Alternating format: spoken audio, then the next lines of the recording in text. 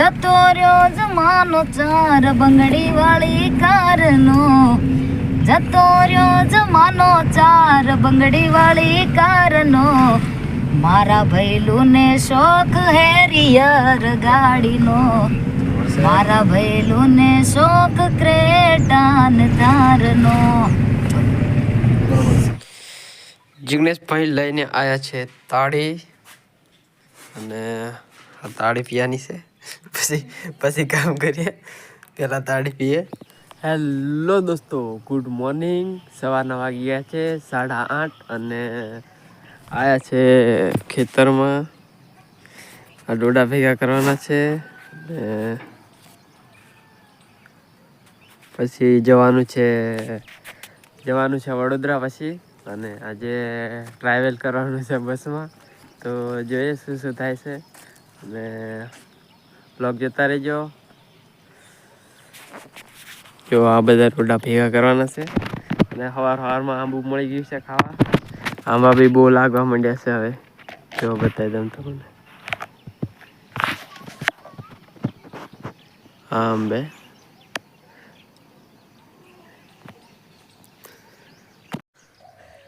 દોસ્તો સારું ભરી તો દીધું પણ કોઈ સડાવાળું નહીં મેં. અને મેં મોળીઓ નહીં લાવ્યો, ભૂલી ગયો છું. આ પાસે મોળી લેવા જવાનું છે, કોઈ સડાવાળું નહીં મેં પાસે. થોડા લઈ જવા જઈ રહ્યો.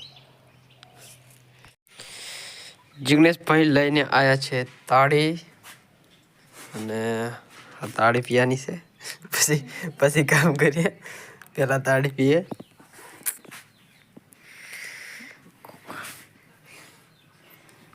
ચાલ લે રેડ ફટાફટ. નવરો નહીં તાર ભાઈ. આ છે જિગ્નેશભાઈ, રોજનો તાળી પીએલા ઘણો જવરો. દોસ્તો નીકળી ચૂક્યા છે જવા માટે વડોદરા. કેટલો લોગરો છે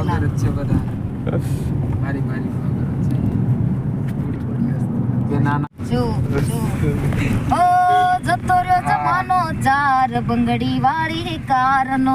ના રાગ બદલાઈ ગયો. જતો રહ્યો જમાનો ચાર બંગડી વાળી કારનો, જતો રહ્યો જમાનો ચાર બંગડી વાળી કારનો, મારા ભૈલું ને શોખ હેરિયર ગાડીનો, મારા ભૈલું ને શોખ ક્રેટાન તારનો.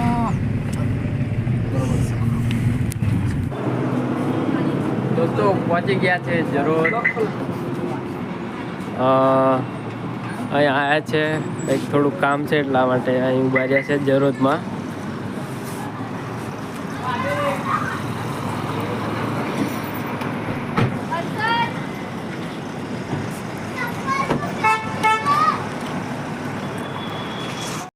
દોસ્તો પહોંચી ગયા છે વડોદરા. હમણાં નહીં ક્યારના પહોંચી ગયેલા, વિડીયો હમણાં બનાવું છું. આ છે જિગ્નેશભાઈ, અને આ છે રૂમ. પેલી બાજુ 2 રૂમ છે.